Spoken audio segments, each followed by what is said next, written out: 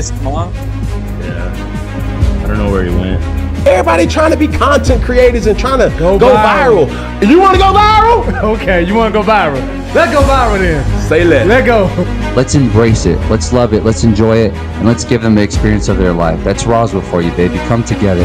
And guys, this is Speaking Out Loud. I appreciate you guys joining us. Don't forget to share and dance like you just don't care. It's early in the morning. Let's have a day. And like I said, be a friend. Tell a friend something nice. It might change their life. Shout out PMS. Good morning and welcome to Speaking Out Loud. I am your host, Rene Ruiz, and along with me is the man with the buzz, the man with the tries, the one with the broad chest, the one, the only, Rene Borba. What's going on? Good morning, bro. Looking good. The beard is looking nice and dark. The lineup is as greater than ever. We're ready for Super Bowl 60 this weekend. How we feeling?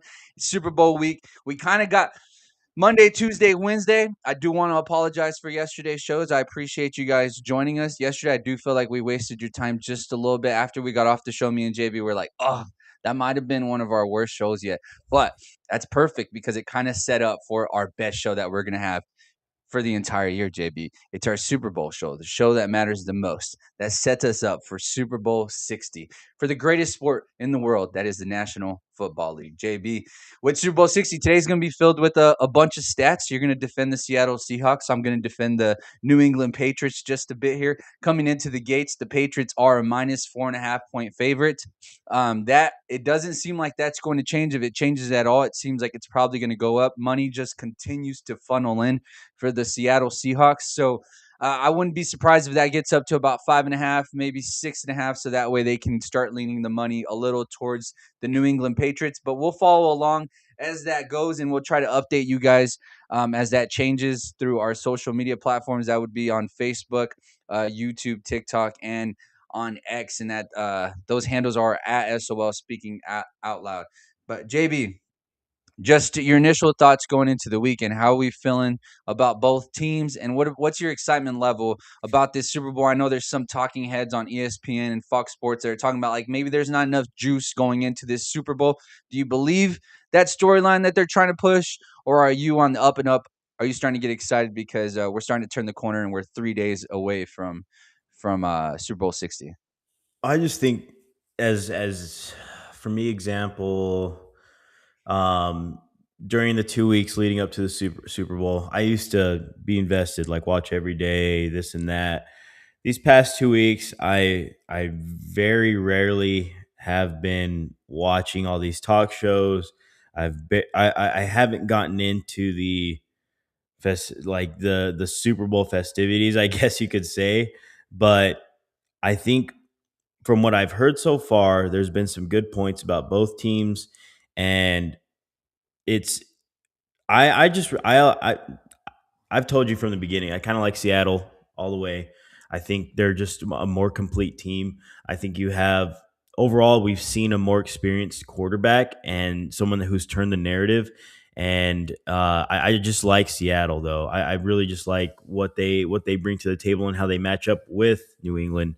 But for me, it's just like, yeah, I guess you could say, the whole 2 weeks leading up to the Super Bowl, it gets a little boring. It gets a little, repetitive with what topics, because you can only talk about these two teams like so much, and you at the end of the day, it's football. It's going to be X's and O's. It's going to be, Yep. That's pretty much what it is. But, I'm excited. Now this is where you start. All right, now we're getting closer to the Locking game. in. Now It's now it's like it's just around the corner. So I'm not on ESPN. I'm not watching First Take. I'm not doing I'm not doing none of that anymore. Like, we're going to be getting into the real game, and that's where the excitement starts to come. So I'm not mad at it, but I'm just not like a big fan of like the 2 weeks leading up to it. I guess you could say it's a lot of talk. I wonder how much of that is just us and that being our experience of our team not necessarily making it that far just yet. So I wonder how much of that actually takes away from that feeling. But Yeah. While we get into this Super Bowl conversation, let's go and add our friend of the show, Packer enthusiast, Mr. Enthusiast. Earl Robinson. E-Rob. Good morning, bro. Good morning. Good morning. You guys hear me all right? Mm. Yep, you sound great, brother. Hey, Sweet. Rob, I was just asking Borba. It seems like the anticipation for the Super Bowl seems to be a little short. There's been a narrative kind of being pushed on national television that maybe this Super Bowl doesn't necessarily have the same juice. Would you agree, or are you starting to kind of turn the corner here on Thursday and getting amped up about this weekend? I mean, I'm definitely turning the corner. I'm amped up. It's a Super Bowl. Super Bowl is always an exciting game to watch. But I mean, I agree. I would say it's probably, you know, nobody really expected the Patriots to get here. It's not like it's a big rivalry or, there's some big story with the Patriots. I guess they way overachieved, but it's not like, Josh Allen made his first Super Bowl type of storyline. So I can understand why it's maybe a little bit less hyped, but at the end of the day, we've got a team that everybody pretty much ruled out in the Patriots, saying, worst strength of schedule all season, haven't played anybody. And I mean, they did have some fortunate swings in the playoffs with Bo Nix going down and CJ Stroud, how he performed. But ultimately, they're there. They look good. And then you've got Seattle, like Sam Darnold's a great storyline. So I think it'll be hyped up more and more as we get closer to it. It is a long 2 week period. Oh yeah, for sure. And like I was saying, I wonder how much of that, like, if you're a fan, Jay's a fan, Jay producer, like, what is your excitement level as a Patriots fan? Like, have you been juiced up about kind of hearing everything that's going on in that world right now? Yeah, definitely amped up, dude. I mean, especially and getting in like the Super Bowl gear and everything, shit just fires you up and gets you ready to go. Yeah, and then speaking of the NFL gear, there's been a lot of people criticizing Fanatics about the Super Bowl gear and that it might be a little cheaper than what it used to be, but the price is as if it was some stitched up jerseys. The merch that you've gotten, what's the level of production on that stuff? Well, I mean, being a Patriots fan, you'll know that Tom Brady's made it to the Super Bowl quite a bit. So I got Super Bowl jerseys that compare them to, and they're pretty much Oh, come on. they're the same as they were then. So nothing's really changed on them. I just think it's getting more attention now than it has been. Do you have like the Okay. 250 patch on it? No, it just comes with the Super Bowl patch on Do Okay. you have And Tom that is Brady's jersey that was stolen? it. No, he recovered it back. But yeah, They That's hilarious. That's actually a good one. Jay, that little comment you just threw in there. That's the Patriot way right there. What better way than to let us all know that, yo, we've been here multiple times, 7 times to be exact, and we're on the winning side of most of those. But JB, your boy Sam Darnold, as a Vikings fan, it seems like most of you guys are excited. The media is trying to twist and turn some of Justin Jefferson's comments to make it seem like, well, maybe he's not happy out there in Minnesota. Maybe he wants out. But what's your level of excitement for Sam Darnold? And then maybe what's your favorite thing about his storyline going into the Super Bowl?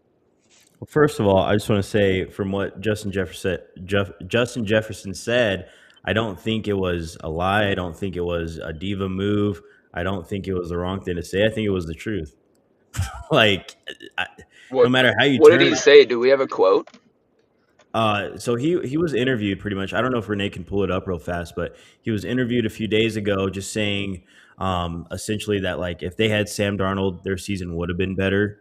It's hard to Mm, deny that. Like if Sam Darnold was there, that they would not be in the playoffs, or something like that. So and then he was just pretty much saying, hey, that's what happens when you have a quarterback making his first starts in the NFL, ups and downs pretty much. But like he didn't say nothing wrong where it sounded like he wanted to get out of Minnesota. He was just keeping it real, to be honest.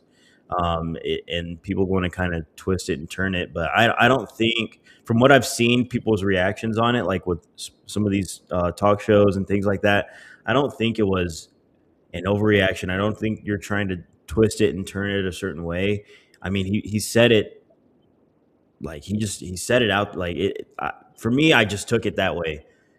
Obviously it's the truth. Like if we keep Sam Darnold, we have a different season. I mean, we mhm. missed the playoffs by half a game. So that changes with Darnold behind. center for sure. So I don't think nothing that he said was wrong. He said, of course, there were some growing pains. It just didn't work out the way that they thought it would work out with JJ McCarthy this first year, and we'll see what happens on the next year. Like, he didn't say nothing wrong. And that kind of leads me to another point. Like, it's funny that, 2 days after Sam Darnold makes the Super Bowl, our GM gets fired. Quessy. So that's I don't think that's a coincidence, but I think that's the first domino piece. I think Kevin O'Connell is on the hot seat, and he had just as much of a say as anybody when it came to getting JJ McCarthy. And then I don't know exactly whose fault it is for letting Darnold and Daniel Jones walk out the building, but that's a big thing too. But kind of ranting on about the Vikings, for no reason. But that's No, that's yeah, kind of I have a clip. I have a video. It's a minute long. I haven't watched it, so I don't necessarily know if it actually touches on the point. So I don't want to play it to waste y'all's time. But basically, Erob, that is kind of how Erob's referencing it. People are just kind of judging his body language and just kind of the way he talked about it. It almost felt like he was taking a shot at JJ McCarthy just because saying things like it does feel like maybe we would have had a better season. Now people like Skip Bayless are kind of twisting that to say like he said. He maybe said that's taking first of all, he did say like um, for a rookie, for a guy making his first starts, like it's hard. There's a lot of learning process. He's still learning. He said all that. Like, he still said what he said about McCarthy. Like, he still like had his back. But it's just, if you have Darnold, a guy that's experienced, a guy that knows the system, going into his second year of the same system, then who knows what would have happened. That's pretty much what he Yeah. Yeah, said. the quote that Jay just pulled up says, "I definitely feel like we would have done better." I think that's the part where people are saying he took a shot at him, and I do get where that could come off a little that could come off bad. Maybe does knock confidence from your QB who is already kind of struggling. But I think the way they ended that season, it gives you a little bit of optimism. I know he was hurt there at the end, but I don't know, JB. We're in the Super Bowl. Let's talk about the Yeah. Super Bowl. Attached to that question was, how do we feel about Sam Darnold's storyline? What's your favorite part from Sam Darnold's storyline that Yeah. catches your eye in the Super Bowl? I just think how my favorite part is I think the narrative has changed. I talked about that after the game, after the last game. I really think the narrative's changed on Sam Darnold. Of course, he's still got one more game, but this game, if he balls out, if he can stay upright, what's been so good about Seattle so far is they've done a good job against San Francisco and against LA. They did a good job of keeping Sam Darnold upright. He wasn't holding on to the ball that long. He was getting the ball out. He was decisive. That was always his thing. He took a lot of sacks for holding on to the ball and just didn't trust what he saw. But now he's more decisive, it seems like, these past couple of games. And I think that's the big thing. That's the big key as well, with the O-line keeping Darnold up. But I like what Darnold's done, and I think he's got the hot hand. Right now, I would definitely take him over Drake May. There's no question about that. Yeah, Rob, where do you stand as far as these storylines? Which one do you lean more towards, and how come? Yeah, I mean, from seeing ghosts in New York to the Super Bowl, like, it's the Sam Darnold story is pretty awesome. I mean, he was on what, three different teams before he got here, and has been written off several times. So it's hard not to root for him. You don't see quarterbacks very often get drafted in the first round and fail and go from team to team to team and then end up in the Super Bowl. Like, that's probably the hardest position, like, once you're written off, to come back from. So it's fun to root for him, and then there's just that little bit of division rivalry where I get a laugh. The Vikings let him go, and you know that's fun too. QB fumble. Your face. Oh, that JB, I like, genuinely, I've seen a couple videos of Vikings fans, and they all kind of seem to have the same sentiment. Like, we're excited for him. They had like this level of gratitude. Like, oh, thank you for what he brought to our city. It's unfortunate that our organization didn't try out and go grab him. So we're like more excited for him. So it does seem like Seattle has got an attachment with the Minnesota Vikings and Jet fans. So their popularity is kind of growing among sports fans. But for you, it's bittersweet. Is there a level of you that kind of hopes they don't win? No. No, I We're really do. I've already like put it in my mind that I think they're the better team. I think they're the more skilled team. I just think they're the most complete team. And when you see the top 10 to 15 players, it's if you want to judge both rosters and kind of put them in a category of the top 10, top 15, who's the best 15 players in the whole entire Super Bowl. Seattle to me wins that, by a good amount. They out of the top 15 players, I would say there's probably 8, 9 Seattle Seahawks compared to maybe 6 or 7 New England Patriots. I just think they're the better team. More playmakers offensively. Trayvon Henderson had a good breakout season for the Patriots, but I really like what Kenneth Walker's done, and I think he has a really good chance of being MVP. Him, JSN, or Darnold, I think are going to be the MVP. Whoever kind of pops off. If Darnold kind of shares the wealth and has a good game, maybe 3 touchdowns, about 300 yards or something like that, I think he wins MVP. But Kenneth Walker is kind of that dark horse where I think he could win MVP. Kind of the way that he played last game. He didn't have crazy good stats, but you could see his impact on the field. Like it was really good. So I really like those guys on the offensive side. Compared to New England. New sure. England doesn't have the worst players, but they certainly I don't think they have the type of caliber of skill that Seattle possesses. Yeah, for sure. Definitely feels like they have the edge. Some people are comparing this as the best team to the most lucky team. That's interesting that's a take. But it does feel like that in a sense whenever you see what the Patriots' road to the Super Bowl has been and the weather kind of favoring them just a little bit. But let's have a little bit of fun before we let E-Rob head off to work as he is in on Texas time. Um, I'm gonna ask you guys a couple questions, and then you guys just give me a nice little response. Okay, we're gonna start off with the coin toss. JV, heads or tails? One of the biggest prop bets of the weekend. Is typically comes down to this heads or tails. It's 50-50. I believe it's 50-50 up to Super Bowl 60 in total. Borba, I'll start with you. What are you gonna roll with, heads or tails? If I had to put my money, which I am, and by money I mean like $10, but where should I lean it on? Should I go heads or tails here? Oh man, you know what? I've been thinking heads because I was thinking about this the other day too, but I really feel like it might be tails. I don't know. No, because I don't want to second guess myself because I should just go with what I've been going with. So I think I might go heads. I think I might go heads. That's what I thought first, and I was Heads. like, nah. But I E-Rob, think I'm where going are we heads. going? I know you're a bit of a degenerate gambler, and I know you're about to sprinkle maybe $5 or $10 on this to start off the game. It's perfect, right? This bet is like perfect. It kind of sets you up for what the rest of the game is going to be for you, at least betting wise. Where are you leaning, heads or tails? I guess I go heads. I mean, so I was gonna say I usually don't bet on things that are just like 50-50, 50-50. like a little prop bet like this, but then I think about it and it's like every single bet that I make on like player props is probably less than 50%, so I probably Yeah, should just bet on like the coin toss and the color of the this, Gatorade. It's this not is like your you can highest chance. control any of it. Yeah, for Yeah. sure. That's a good way to put it. So you might as well just have a little bit of fun by sprinkling it on here to start the game. Where are we leaning? I'll go heads. I'll go heads. Both of you boys going with heads? I'm He's gonna writing go this with down so he can put it in his tails. bet. That's what he's doing. He's writing this down. He wants like he's asking for our input so he can write it down and then bet what we say.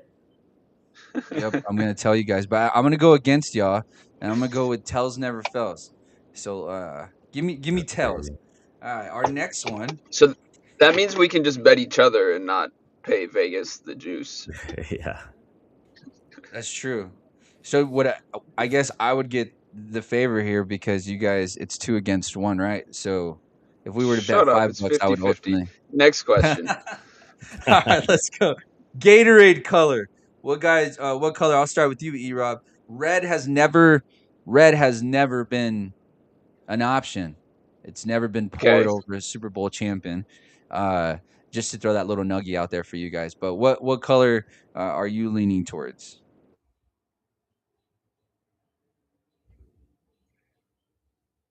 Did he freeze? I don't know. Did he? It's because he has the correct answer. So Vegas is like, nope, we're not gonna let Earl give you guys this answer here. Oh man, he cut out. Oh Yeah. no. Can you hear me? Oh no. I'm Oh yeah, back. he's Yeah, back. He's back. we can hear you, but we can't see you. Uh, oh, Oh well, no, what's I'll go. going I'll go on? blue. I'll That's go crazy. blue. You'll go blue? Well, I guess he's gonna go blue. He's gonna go blue. Yeah, we'll try to get him back on. All right, he said blue. Where are you leaning? Let me give you a couple odds here before you say. Gatorade color odds: orange is at plus 250, yellow and green are at plus 270, blue at plus 280, purple plus 650, red and pink at plus 900, and then water or clear Gatorade is at plus 950. Wow. I already had it in my mind. I'm gonna go yellow. Yellow? Yeah. All right. I think I'm gonna go. Am I back? Yeah. Yep. I don't know if you want to change your pick here, but like I was telling Borba, the odds for orange is plus 250, yellow or green is plus 270, blue plus 280, purple plus 650, red pink plus 900. Just for a little bit more context, orange had since 2001, orange has been poured over a Super Bowl champion 5 times, yellow 4, purple 4, blue 4, clear 4, and then other 4. Are you going to stick So with blue here? it's never been blue. Never. Is that Or what you yeah, said? 4 times, 4 times, 4 times. 4 times. What was the Yep. color last year? I didn't necessarily get that one, but in the history of the Seahawks, they've been the last time Gatorade was poured over them, which was Pete Carroll, it was orange. And then for the New England Patriots, as Jay let us know, 7 times within our adulthood here, uh, they had water or clear 3 times, blue 2 times. I'm sorry, a different color 3 times, blue 2 times, and then clear 1 time. Clear meaning either clear Gatorade or clear water. E-Rob's really going through it with the connection, but it's okay. So you went yellow. I'm gonna go with I'm gonna go. Man, this one's tough. Tough. Jay, what are you leaning towards, Jay? While I think about this. What color of Gatorade? This one I do want to bet on. I think it's good. This is a fun one to bet on. Let's go with. I'm gonna go with green. Green. Jay's going with blue. Yeah, I think yellow or lime green. But you don't think the Seahawks? See, like I feel like this is. I feel like So you're you kind gonna of go with the choose team's them based colors on the here color of the of team. their team. Yeah, that's what I'm thinking. But you know what? Yellow, Blue's baby. my favorite Gatorade. Honestly. I'm a big blue drinker of the Gatorade. I mean, I love me some yellow. Red tastes kind of different now. I know they put a little bit of poison. It is the United States of America, so they do splash a little bit of poison in all our stuff. Red tastes a little different ever since COVID to me, but I think sh- shoot, man, I'm gonna go. Should I go with my favorite here? I'm gonna go. Let's just mix it up. I think the colors of the Super Bowl's got a little bit of purple in it, right? I'm gonna go with purple. Purple. Jason comes off to me as a purple liker of the Gatorade, so I'm gonna go with purple. That's And then crazy. E-Rob, I guess he's not gonna be able to join. They're throttling his internet. It's unfortunate, but we'll keep it moving. JB, I do have MVP. Who will win MVP for this game? Actually, I'm sorry. Last one before we get into those. Over under for the national anthem is set at 1 minute and 20 seconds. Is it gonna be over or under? Do we know who's singing it? Oh, that's something I feel like I should know, but I don't know. So we're taking a complete wild guess here. We're gonna swing like a baseball player. And, I'm gonna go. baseball players. Charlie Puth. Charlie Puth is singing the national anthem. Charlie Puth. Borba, help me out, Jake. Throw me one song, Charlie Puth. Who? Attention. How Sing does that it. one go? Sing it. Sing it. Running around Monday. Yeah, under. Under. Under. Yeah, under. It's not no. If it was like a female, if it was a female, a If it was black a person, female, it I goes a feel like it little would be longer. more Is that what soul. you? A black female singer, they sing with a lot of soul. They like to do the long runs. For Yeah, me, yeah. it's Charlie Puth. Put him under. Give me the under. Charlie Puth, as white as it gets, the white as paper. I mean, we're talking about like Ed Sheeran type white, not necessarily a redhead, but yeah, I'm gonna go with you on that one too, JB. That's a good thought process there. If it was that way, I do believe they would probably go because they hit that the whole Yeah, I think yeah. his is gonna I'm be a with you. little bit more. There's not gonna be some huge notes. There's not gonna be crazy runs. So I think he'll get it over under what was Hey, it? A with the minute and a half? national, yeah, yo, minute 120 on the national anthem. Um, yeah, do you? Nah, we don't. Do you judge the national anthem? Like, do you feel like you catch yourself judging it? Like, whenever they try to like put their own little twist in it, does it kind of just irk your skin just a little bit, and you're just kind of like, come on, let's just sing the song. Like, come on, They usually do a or good you just, job. or you Usually it's go a with good it. job. I can't complain usually. Usually it's pretty good. So You're just lost in the sauce. I'm lost in the sauce, and I'm 9 out of 10 times I'm singing it with them. So honestly, I don't necessarily even know how great it is because in my own head I can hear my own voice, and it's like one of those shower moments. You think you can sing until you hear yourself on a recording, and you're like, "Damn, that sounds like a cat having a little fight there in the alley." But JB, who will be your offensive player of the game? ooh.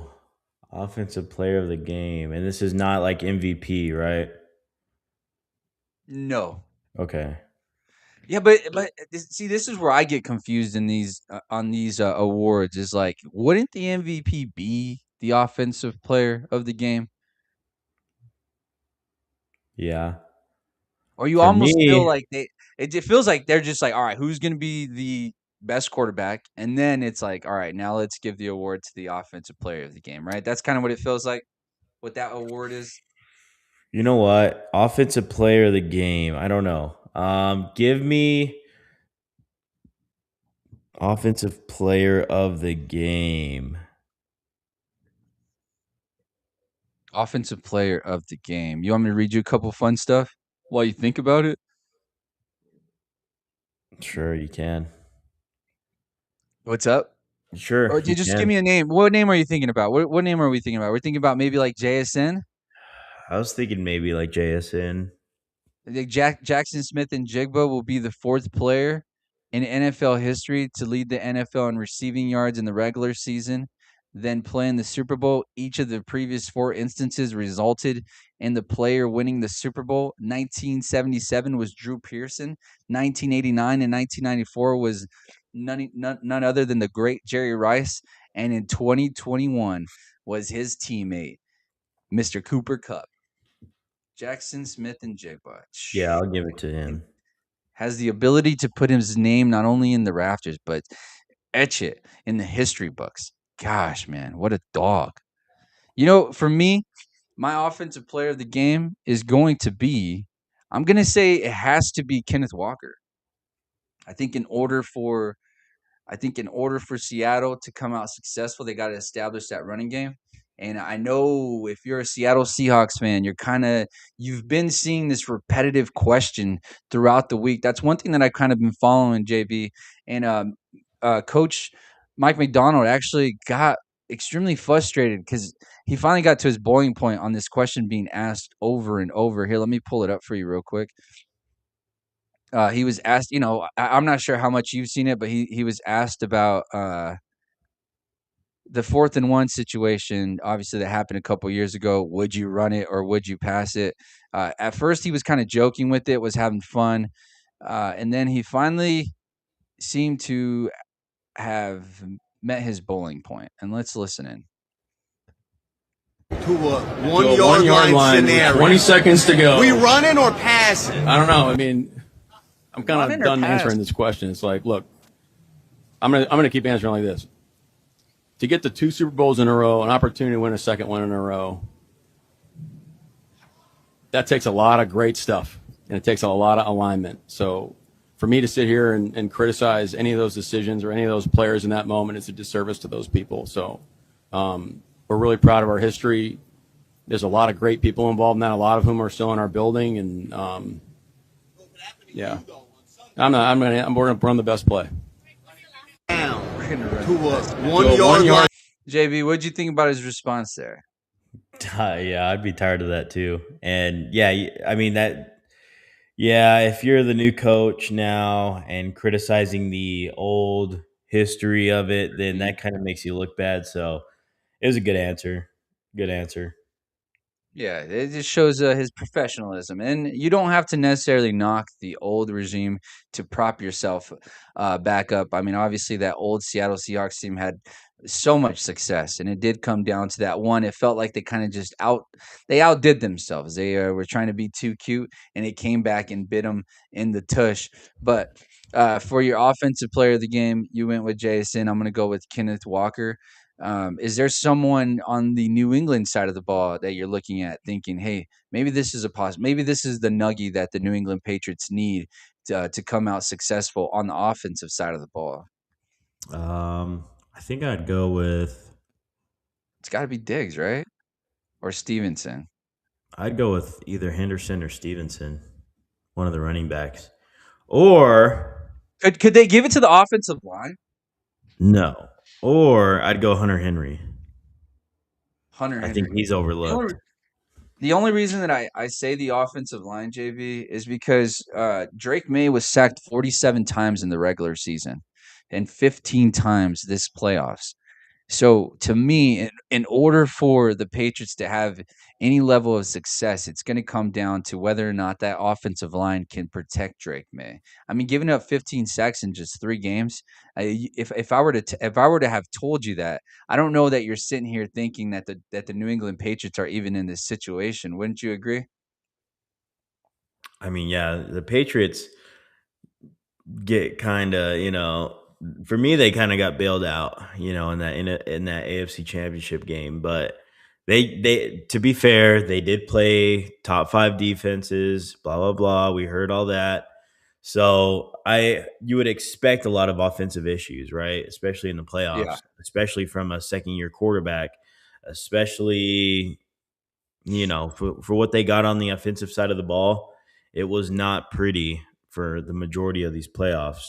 They didn't really perform well offensively. So, man, yeah, I don't know. Yeah.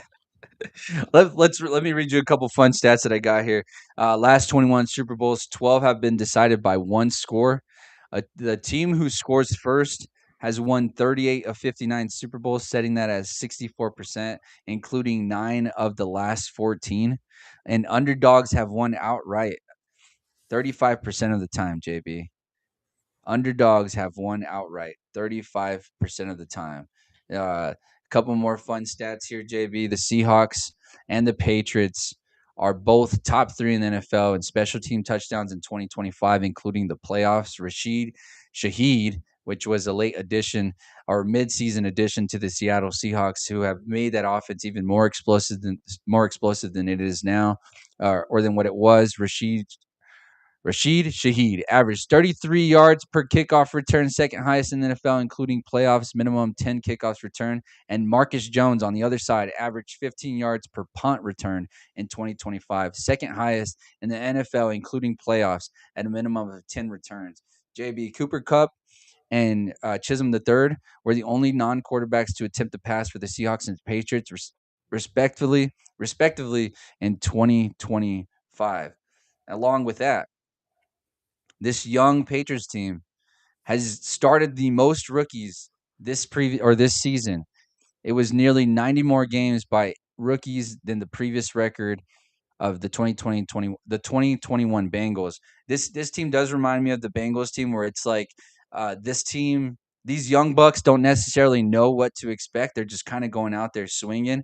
You go back to that Bengals team that made that run and ended up playing the Rams, losing to them in the Super Bowl. But you almost get that same feeling like from these guys, where it's like it's almost good that they don't necessarily know what it feels like to be here, because they're being led by a guy that keeps them in the moment.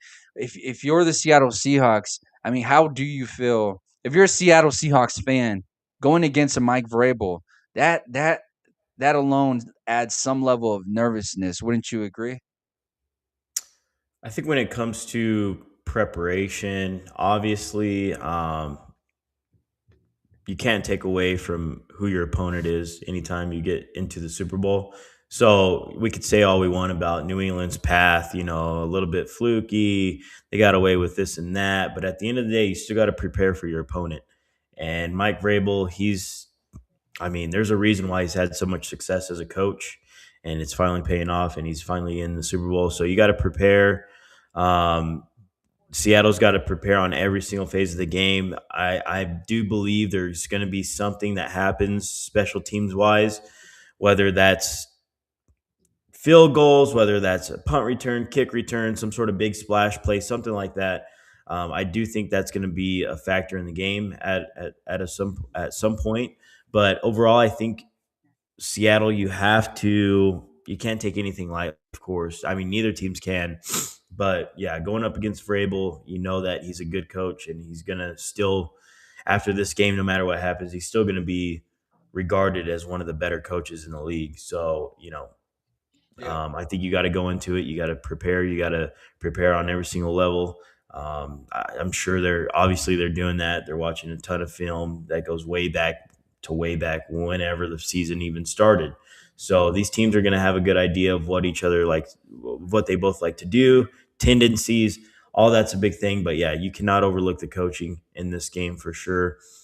Same thing with Seattle with McDonald and those guys. They've brought a really good coaching staff in there as well. Kubiak has worked well with Darnold, and the offense has really played well. So, yeah, I think for both ways, you really got to Yeah, yeah, prepare. yeah. You really got to take into consideration, um, these And both of these coaches and what they do for their teams. both of these coaches defensive mind, and what wins championships, JB? What do they say normally wins Defense, championships? defense. Defense, baby. And let's take a look at these two defensive rankings this season, including the playoffs in scoring. I mean, these guys go head to head, JB. These are the two best teams in the league right now. For whatever you want to say, or some people want to say about this team being lucky, ultimately they beat the teams that were put in front of them, and they won in situations that wouldn't be. I mean, aren't the greatest situations, but they figured out a way to win, and that's a bit of a. I'd say that's Mike Coach Vrabel's got to be up there for defensive or coach of the year, and that's for sure. And we'll talk about the NFL honors as that's tonight, kicking off, I believe, at 7 p.m. Mountain Standard Time for us locally. But let's look at the rankings here, JB. You got scoring Seahawks at 1, and then the Patriots right behind them at number 2.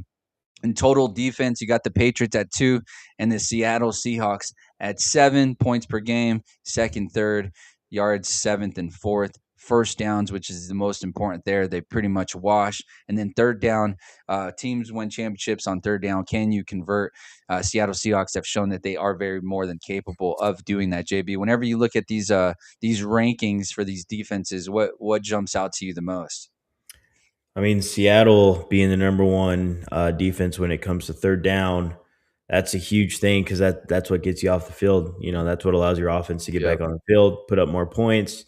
That's how you win field position battles. There's a lot of things that go into third down efficiency and everything like that. So if Seattle can win the third down battle, that's going to make life for the Patriots even harder to score. You don't get as many points if you don't convert as many third downs. So it's just common sense when it comes to football. So that's going to be a huge stat. Can New England win first and second down? Can they establish a run game? I think they can. I think that's what's going to keep them in the game, kind of. But ultimately, establishing a run game does not put up points for you. It controls the clock, kind of controls possession, of course, and things like that. But you're going to have to. Drake May's going to have to make some great plays this game for sure, and there's going to be a lot of pressure on him. Yeah, and Drake May has shown that he's more than capable of using his legs. That's actually probably been his biggest weapon, as we saw there in the Broncos game, as he scrambles out to the left and calls his own number to get the first down and go for the win. You got to appreciate the balls on that kid to call his own number and be able to get it done. The Patriots defense was stout when generating pressure against the Broncos, allowing just 1 of 10 passes to be completed for more than 4 yards. The Patriots defense forced a tight window in coverage on a league high 33.3% of their passes faced inside the red zone this season, less than 1 yard separation. Damn, the Patriots defense allowed a league low 40 red zone drives and permitted opponents to reach the red zone on just 23.4% of their drives this season, the lowest rate. Sam Darnold completed 20 of 25 play action passes for 154 yards and 9 touchdowns inside the red zone this season, including the playoffs at an 80% completion percentage.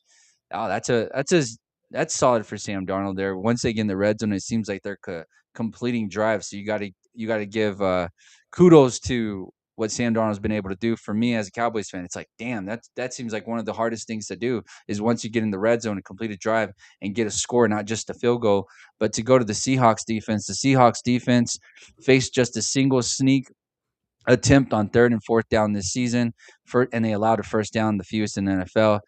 They faced an additional sneak attempt on 3rd and 1 early in the fourth quarter during the divisional round win over the 49ers this season, which resulted in the first down. The Patriots offense attempted 8 sneaks on 3rd and 4th down this season, led with tied with the Bengals and Texans for the 13th most in the NFL. Drake May, like we said, is going to have to use his legs. It feels like he's going to have to use his legs in order for the Patriots to have success. And as soon as that kind of gets going, it feels like that's one thing that the Patriots are. We haven't seen this Patriots offense, right? Right, JB? Like this playoffs, it's just been defense, defense, defense, game managed, game managed. But throughout the season, we've been told Drake may be the best quarterback in the league at only 23 years old, which will be the youngest quarterback to ever win a Super Bowl. Damn, man, way to start your career there if you're Drake May. How are you feeling about Drake May? Do you feel like he can impede the pressure? I mean, I'm talking about 15 sacks in just the postseason and 47 sacks in the regular season. You almost get the feeling like we got to think about this. And I know Patriots fans are so used to just being in this situation over and over again. And I don't want to doubt that they're going to be back at some point. But I mean, you look at the Bengals, you got to take advantage of being in this moment, right? This young team. You don't ever know if you're ever going to get back. You look at the Bengals and they're in shambles right now. I mean, we're talking about whether or not they're going to fire their coach, whether or not paying Higgins and Jamar Chase was the right choice. Like everything is being questioned over there. Do they even have a defense anymore whatsoever? Like, do you think that can be something that happens to this Patriots team, or do you feel like they are going to have continued success because of Drake May? Well, the thing is so because Drake May, he's still on his rookie contract. That's been the That's the formula. most important. If you get Yeah. a quarterback that can step up and make it to the big game like this, that gives you a lot more room to bring in other guys, on short-term deals, really build a good roster, a competing roster around him. And it's just the quarterback that needs to come together. And for that, it's been Drake May. But I think when you get paid big bucks, we see it anywhere, even in Kansas City. You get paid. You're the most highly regarded quarterback in the league. You make the most money out of all these quarterbacks in the league. It affects your roster. You're not able to keep certain guys. You're not able to pay other guys that need to be paid. So I think they have a window right now of opportunity, and to say that they're not going to be back, I don't know if they would be back. If they're not going to be back, it really just depends, because how the league goes and how everything is structured. Um, you find out. You'll find out. If it, even Mahomes fails. Even Patrick Mahomes, he's ever since that huge contract and things like that, we've seen they're not able to retain certain guys, they're not able to pay certain guys. You have some limitations when it comes to the roster and the construction of the roster. So, will they make it back? I don't know. I don't know, but this would be the window. And teams like we've seen this in the past too. So Tom Brady, I mean, he took a bunch of pay cuts, team friendly deals, all that. I think that was part of the success. That's why he was still able to have good teams around him. We see this year with Sam Darnold takes a team friendly deal. What do? You bring in some great free agents. You trade a couple players, Ernest Jones. You get DeMarcus Lawrence. You pick up some really good Cooper Kupp, Rashid Shaheed in the middle of the year. Like when you have a team friendly deal as a quarterback, you're going to have, all you got to do is perform and you bring the right pieces around and you have a great chance of competing. I think that's the formula of how to do it. I don't think there's no magic wand. There's nothing, there's no secret. I think that's the formula. You get these guys, even Jalen Hurts on his rookie contract. They build a team around him. Look at the success they had. Um, we saw it with Russell Wilson They're early in they're his they're career. probably the Eagles are probably like are those outliers because somehow last year they were able to play the offensive line. They were able to pay AJ Brown, Devontae, Jalen, Saquon, the boys on the defensive line, and so the salary cap. That's a fugazi. That's just an excuse for these billionaires to get away from not paying these boys more and more. But JB, the line is set at 45.5 points. What does that put us at? Roughly around 22 points a team. Do you think this is going to be an over or under game? Also, in my head, anytime someone bets an under, because of my mentality, I'm just like, you suck. And the reason I say that is because like you want it to be over, right? This is why I suck at betting is because my heart gets into it, and I'm like, all right, I'm going to bet the over because I want to be a part of that ride. But ultimately, what do you think is actually going to be the situation here? You think it's going to be a low scoring game or a high scoring game? What's the total you said? 45 and a half. 45 and a half. Yeah. I'm really thinking it's going to be like 24-20. Like I don't know why I have that in my head. I don't think it's going to be the highest scoring game, but I don't think it's going to be, something that's in the teens. I think it'll be for me, I think it's going to be something like 24-20. 24. So I just like enough that number. scoring, just enough defense, just enough big crucial plays made. That's what I think. I don't think it's going to be a shootout. I think if it's a shootout, I don't know if New England can hang in a shootout. Um, for me, I think they're going to come in with a good game plan that's going to slow down the Seahawks a little bit. So I think the Patriots will be prepared when it comes to that. It's just what's Drake May going to give me at the end of the day? That's been the biggest question mark I think around the entire playoffs so far with the Patriots is Drake May has not played like he did in the regular season. He struggled, but he hasn't played against a quarterback, um, or you could say he played against Justin Herbert, but obviously the offensive line was not there for him. The defense really just took over that game for the Patriots, and yeah, and then obviously C.J. Stroud totally fumbled the ball right there. I mean, geez, awful Uh, performance. I really think that if C.J. Stroud just game managed, just made the throws that he had to make, I really believe Houston would be in the Super Bowl right now. But it just didn't work out that way. That dude just, oh my gosh, yeah, I haven't seen that in a long time. But then, of course, in Denver, you get Stidham back there, and ultimately that backwards pass and giving up those points, that was crucial. That was crucial. yeah. So I gotta see more out of Drake May. I don't know. That's my big question mark. And I just really don't think I really don't think he's gonna have a great game against Seattle. I think he might. I say that, but then he might just go off. He might just be the big game type of quarterback. But I just don't think he puts up the greatest stat line, and he struggled. I think And hey, if you're a follower of the show, what the stuff that's coming out of Borba's mouth right now, I think you want that. Jay, the producer in the back, I think he's enjoying what you're saying because not to throw shade at you here, JB, but and you could put me along with you here, but I'll say we as I say this throughout the year.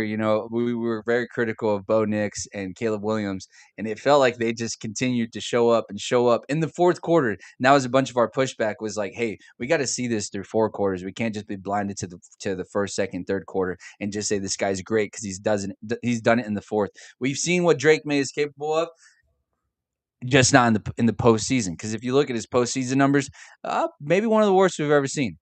But can he get in that bag and go back into what the regular season was? He's going to be playing in perfect weather. So good luck to him, man. But JB, I got to ask you this: as a fan, are you going to the game with ticket prices being at $4,592 that's the lowest ticket, JB. The lowest right now, $4,592.25, and the highest ticket Holy. price being at $58,500. Are we? Is this? For one, how do you explain this? I know you're a single fella. I'm not Are we paying that. are we looking? Are we looking? Are we looking? No. We're What do you just mean? enjoying the bachelor life. What are you talking about? Look Are at we these about to have ticket like prices. a reality dating show? What?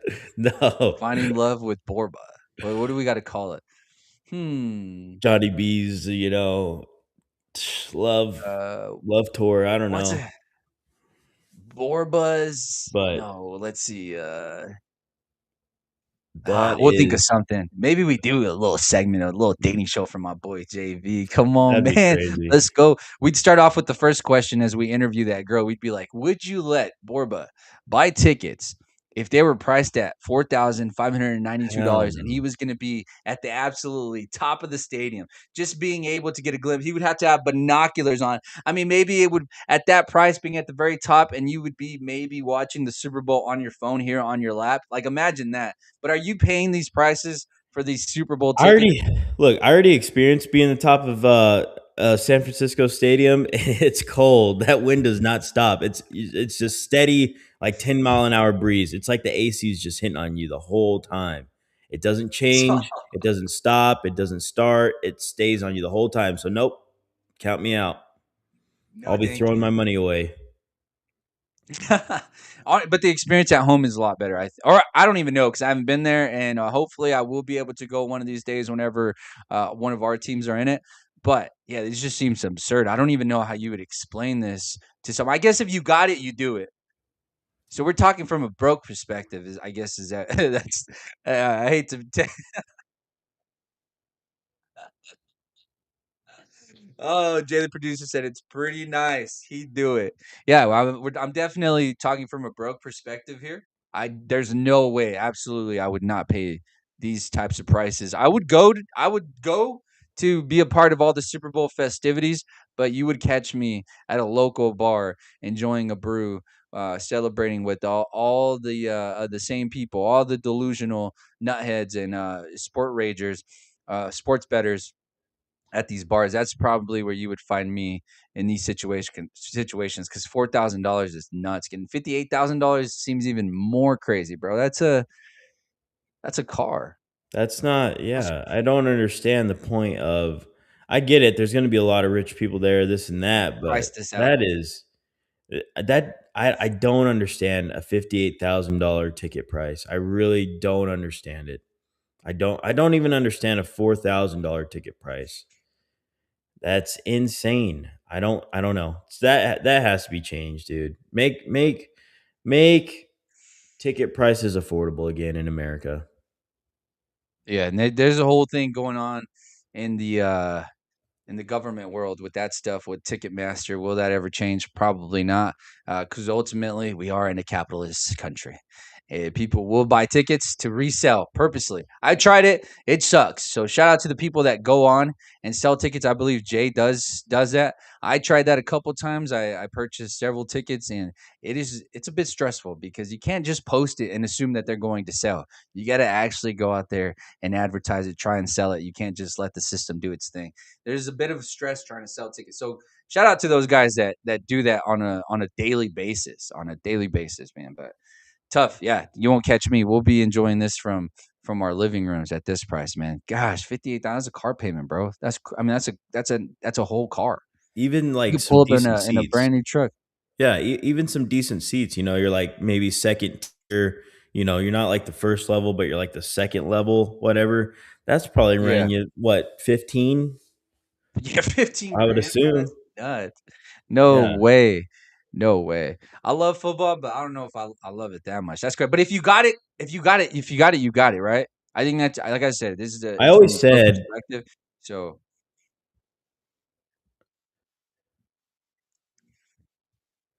fun fact. Yep. Oh shit.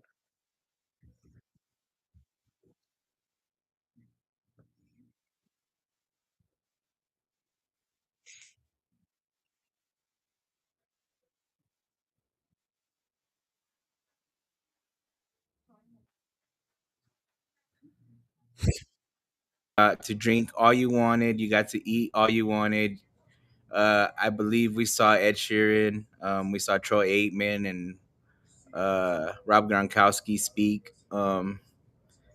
And pretty much it's just like a corporation thing. I mean, it's all business, but like those packages are pretty cool because they set you up pretty nice. And at the end of the day, you're not spending that much money at the stadium because you also get some merch of your team. Yeah, but $32,000 yeah. for a You think package to you think go it shake a hand? justifies? You think it justifies 32 grand? I mean, kind of, sort of, depends. He You said, also get to you got to eat. You get to eat all you want, and it's by like a high name chef or whatever. Um, and the food's pretty good. Not gonna lie. What we got? Like cake boss coming up there cooking us up some dessert. Like, god damn, What? 32 grand is nuts for an experience is I crazy. can I'm just understand for food. But I I can think of mean, like I'm saying, understand. Mexico. overall, the package. I mean, what you're seeing on Ticketmaster is just the ticket, and you're at the nosebleeds for like 12 grand. Yeah, When you But do this that's what we're package. saying is that's nuts alone. We can go. All three of us can go to Mexico. We can go to Cancun for like 3 grand each. All you can eat, all you can drink resort, and just have the time of our lives. And for 10 grand, guess what, buddy? You can be at the very top and still paying for $20 I beers. mean, Like what? would you rather be in What? Cancun? Would you rather be in Cancun with your team or in the Super Bowl? You know what I mean? Ah, way to bring that back. Way to I'd bring like to that be all in the way Cancun with the team, He said, "I'll go take." dude. Yeah, We'll go out. I don't care, he said, "I'll bro. pay. I'll pay it all." Catch But me at the club, dude, with the whole it's a fun freaking. experience. I know it's hard to get like to say you wouldn't spend that much, but like if your team is there, Once in a lifetime opportunity. that Honestly, think about that. yeah, As a Vikings you're gonna fan, make It your is once money in a back no lifetime. matter what. You know what I mean? At It the is end of the once in a day, it's the lifetime. memories you create here on Earth and with your loved ones, then and the experience. You know what I mean? So in a yeah. sense, it is worth it. Other than it not being worth it. See, for me to want to drop 20, 30 grand, my salary is gonna have to be a couple mil a year, like Oh then yeah, I'm yeah. like, okay, Even that's not a lot, if that it depends on like my yearly salary, you got to take that into effect yeah, I too. mean, I think if you're bringing in like 200K a year, you would probably slap a good 10, 15,000 on a ticket for a once in a lifetime opportunity. I would definitely do it. But to Nah, for me it's got to be more than 200 from grand. from like an average person perspective, I mean, I don't know that I'm dumping out my savings to go see the boys. I would more look I'll forward to the tailgate. parade after, to the parade. Yeah. That's where I would want to pay for that flight, for that hotel to go be a part of the parade rather than $15,000 ticket with $20 beers and being up in the highest level of all levels. But I get what you're saying, JB. But if you got it, go get it. And if it's yeah, I just don't know how you're going up to your wife and you're saying, "Hey, baby, I know the kids want to go to college and shit, but the Patriots are in the Super Bowl, like, or the Cowboys are in the Super Bowl. Like, we'll make it back. We'll make content." Ah, snap! That's a tough one. So, JB, you're saying no way. We're gonna enjoy this from our living room, yeah? Yeah, I mean, yeah, if I could do anything, Yeah, dude. Maybe you go to like a You're like, sports you want to bar. say yes, you'll go, but at the same time, you're like, God damn, $15,000 sounds crazy. Hey, before we make our picks here and end the show and send off these beautiful people to work, I wrote down, a couple stats. Wait, what did I miss? Look, Oh, AJ said end up divorce. Yeah, yep, that'd yeah, be. dude. He said hard You got pass, to be hard, making some great hard money to pass. do that. To blow some money like that. Oh yeah, bro. If you, like I said, if you had it, I guess I would do it. But Yeah. in the situation that I'm in now, no way, bro. You don't have to No worry way. about it, That's Renee. You crazy. really don't. You don't have to worry about it. No, don't do that. Don't do that. I don't think either of us need to worry about it. Like Adri's laughing in the other room right now because she's just like, neither of these boys are probably ever going to witness their teams in a Super Bowl anyways. So why even put us in that hypothetical, right?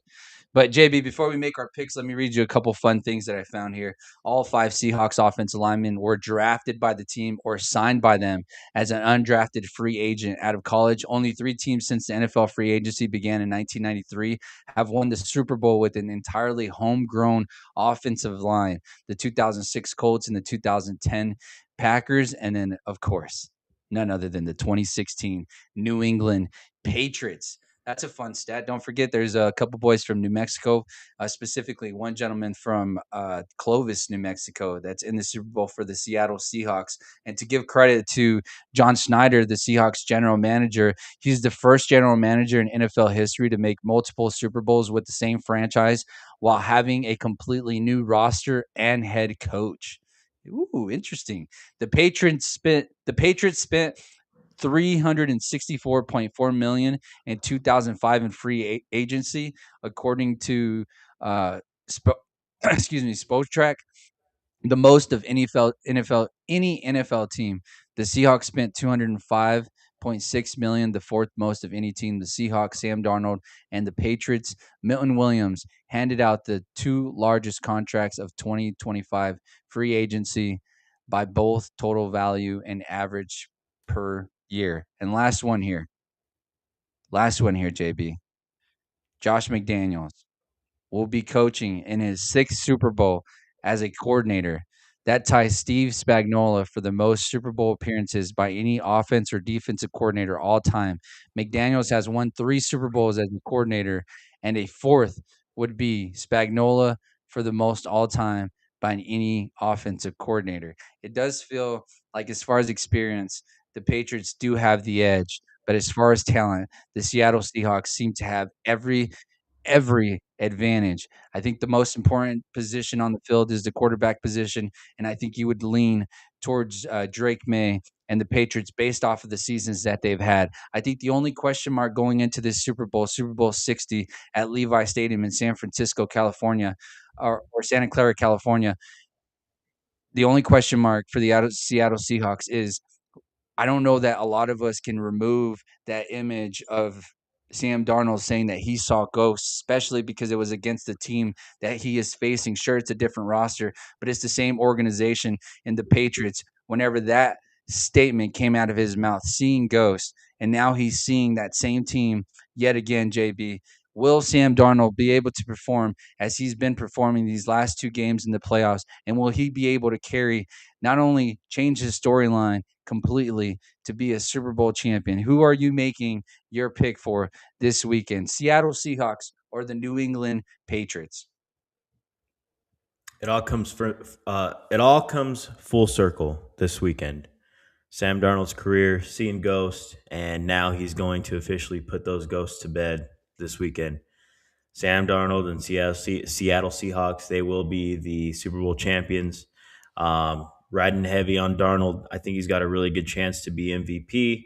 Um, I, I just, yeah, Seattle's been, to me, they've been the best, most complete team all year for the majority of the year, I will say. But for me, I can't go against Seattle. Just everything that they've done, their players, that defense, the type of culture that they brought in with McDonald, and bringing in guys like DeMarcus Lawrence, bringing in Ernest Jones, Rashid Shaheed, Cooper Cup, Darnold.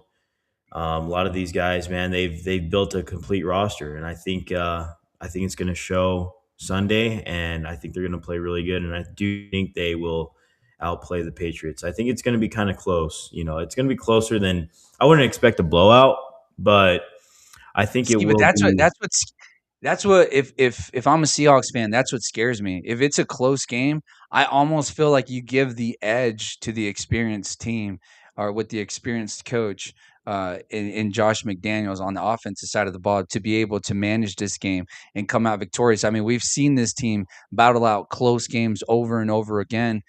So I feel like if you're a Seahawks fan, that's where you get a little nervous. If you tell yourself this is going to be a close game, I almost feel like the Patriots should be the favorite in that situation. Here's what I mean by a close game. Like I think there's going to be enough defense played where it's going to be hard for the Patriots to score and to keep up, and I think there's going to be enough defense played by the Patriots side where the Seattle just can't blow them out. Unless Darnold's just throwing heat all game. I mean, if he's on point, I can see it maybe being like 31-17, something like that, but I think it would maybe be like 24 to maybe 13 going in the fourth, late in the game, I and then got you. and I then got you. Patriots maybe score, get it a little bit closer, maybe 24-20 like I said. That's what I'm going on, but I don't think it's going to Okay. come down to a final possession, game-winning drive sort of thing. I don't think that's going to happen this year. I got you. And Jay, real quick before we end the Super Bowl show here, Jay, the producer, a Patriots fan, longtime Patriots fan, has experienced the highs of highs and not very many lows of lows. Jay, what's the expectation? And give me your winner and score of this Super Bowl matchup. Just go out there to keep doing what they've been doing all year. Just managing the game, making sure you play smart. Uh, Pretty much just play smart football. I mean, you just got to do your job, and that's it. Don't do nothing extra. Uh, and who I think is gonna win is obviously, I don't care if they had Aaron Donald. I don't care that if they had Ronald McDonald, Sam Darnold. It's gonna be Patriots by 6. Okay. Had a baby. I like that. To end it here, Drake May, 5.9 rushing yards per carry, are the second most among every player to record at least 10 carries in the 2025 playoffs. The Seahawks allowed 5 yards per carry to quarterbacks this season, fourth most in the NFL, ahead only of the Bills, Texans, and Bears. The Patriots running backs have averaged only 83.7 rushing yards per game in the NFL playoffs this season. Since 2000, only 5 teams have won the Super Bowl with the running backs averaging fewer than 85 playoff rushing yards per game. 3 of those teams were the Patriots, quarterbacked by Tom Brady. I say that to say this. The Patriots absolutely need Drake May to go over 60 rushing yards. I'm going to put it at 65 rushing yards. I think if you're a Patriots fan and you look at what prop bet you want to bet, I think you hammer Drake May's over under. I'm not exactly sure what it is. But I'm putting that at about 65. I think Drake May, in order for them to win, needs to have about an 80-yard rushing type game. The Wow. first thing that I can think of is if we go back to the Chiefs and Eagles Super Bowl, Jalen Hurts had a lot of success. Why, JB? There was one thing that you stressed all year. You said they got to get back to doing what? Using Jalen Hurts as a runner. I think that's what Josh McDaniels is aware of, and I think he will utilize his legs at the most important moment, as we saw there against the Denver Broncos. And I say all that just to say this. I do think that Sam Darnold no longer sees ghosts. He came out the closet, saw a little bit of light. What's the best disinfectant? Sun, baby. And that's exactly what we're going to get from the Seattle Seahawks. I agree with you, JB. I'm going to go ahead and say this will be a 31-17 victory from the Seattle Seahawks. But good luck to the New England Patriots and their fans. You guys are ahead of schedule, beyond ahead of schedule. The fact that you guys are in the Super Bowl, what a run it has been for the New England Patriots. And for the Seattle Seahawks to be able to close this chapter in their book and then turn around and sell this team at the highest peak of peaks, man, what a season. JB, this has been a hell of a season for us. It's coming down to our Super Bowl this weekend. We'll be back Monday to overreact to our show. I mean, to the Super Bowl on Sunday, 6:30 Mountain Standard Time, and we'll be joined by all sports best host of Carlsbad, New Mexico, to overreact with us as well. So stay tuned for that. We'll see you guys on Overreaction Monday, 6:30 Mountain Standard Time. We have a phone line that you can use. It's 575-808-9307. That thing is hanging on to its threads. So, JB, we'll see you this weekend.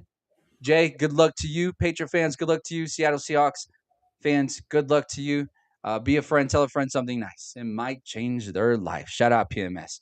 See ya.